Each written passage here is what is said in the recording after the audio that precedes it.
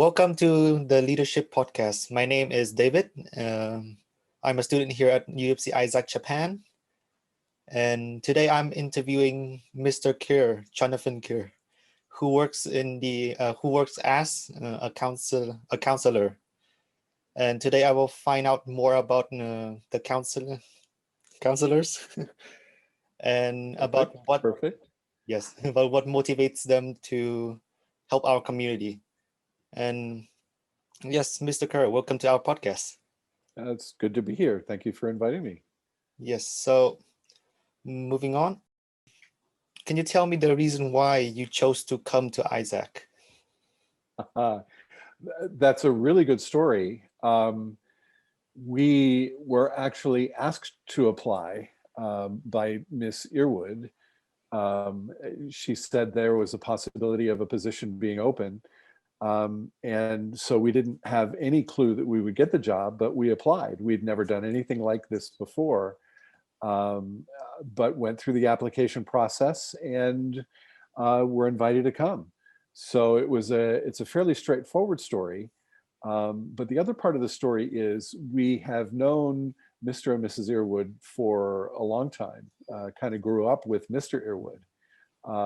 So it was coming to a place where we already knew someone, which was very helpful, very, very helpful. But this is something that we wanted to do for a while, but this again was the first time that we have ever done it, being involved with an international school, that is. It's very interesting.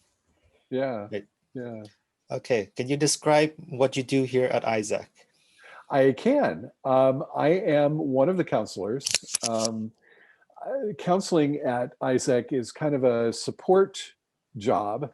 We support students in helping them get control of emotions. We help them when they feel stuck in a particular place or the particular emotion. We help them think through problems, think through challenges, overcome obstacles. And we do that primarily by what we call talk therapy. We just talk. We don't do electric shocks. We don't do sleep studies. We don't do any of that. It's very much a student oriented kind of service. Yeah. The main question that we ask is, okay, what do you want to have happen when we have somebody come in to our office? And then we concentrate on that. What is one thing that you find attractive about being a counselor at ISAK? Oh gosh, one thing. Probably the most attractive thing about being at ISAK and being a counselor is talking to so many students from so many different places. It is interesting and challenging and rewarding to be presented with all kinds of different cultures, all kinds of different languages. Some of the barriers are just wonderfully complex, and you can tell I like my job. But yeah, it's just a very challenging, wonderful place to be. Is there any setback when you're talking with students from different background?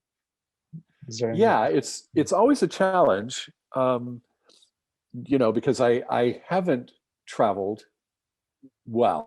much. I've had some like cross-cultural training, but it's never the same as sitting down with somebody from a different culture. I do worry about being a loudmouth American. So I try to do the best job I can do to listen to whoever I'm with. And that seems to solve most challenges. Allow the person that I'm with to speak completely before I step in and offer anything or ask for clarification. Yeah, so that works as far as that challenge. I just listen. So we are on the topic of awareness of gratitude. Yes. So, Yeah. yes, gratitude is expressed in actions that we make to show respect towards other people and our Yes. surroundings. Yes. Can you tell me of a story that one time that you felt grateful at Isaac? Yes. And it was actually shortly after I arrived on campus. I started working before we left my home in the US. We were doing a lot of online counseling, much in a format like this with a video conference. Um, but when we first arrived on campus, one student in particular who I had talked to online, doing a Zoom meeting or a Hangouts meeting, actually approached me and said, "Hey, Mr. Kerr." And so I got to put a face with a name, actually in person, and that was very gratifying. It made me feel very grateful for the experience of being here. That this particular student had reached out and just said hi. It was great. It was wonderful. What is something that you think that Isaac community needs, and Uh, why is it important to you? One of the things that comes up in school settings generally, I am for this taking a very counseling approach. But there is one thing that we are challenged about here on campus, and that is what we call resilience. And resilience is the ability to um, face challenges and still stay positive and still stay um, uh, happy, um, still be able to operate in the face of challenges. Um, and that's one of the things that has really been hard to face this year at Isaac. Um, there have been so many draining occurrences with COVID, with um, having abbreviated times to get assignments done and um, very limited time to do other things that are required. Um, so I think that the primary need on campus is for us to really be working on um, resilience, which is just finding the resources to address the challenges. And those are internal resources, um, but they're also external. How supported do you feel doing the work that you're doing?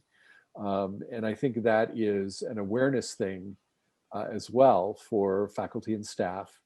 But it's also an awareness thing for students. What are my resources? What resources do I have? How can I best accomplish what I need to accomplish? And I think that probably is the number one challenge right now. How do we find resilience? Thank you for your opinion on this topic. Absolutely, absolutely. Would you continue to be our beloved counselor, Oh Mr. my Kerr? goodness. Oh my goodness. You are really laying it on thick. I love what I do. I am very happy with having the opportunity of, again, interacting with people from all over the world, interacting with students with challenges, and dealing with students who may not be in a perfect place, but it's one that they want to make work. And so I really enjoy working through challenges with students. And yeah, I love doing what I'm doing. I love doing what I'm doing. I want to thank you to Mr. Kerr for being on our podcast today, and thank you to all the audience for listening. And don't forget to subscribe and share with your friends. There you See you go. later. There you go. Bye. Okay.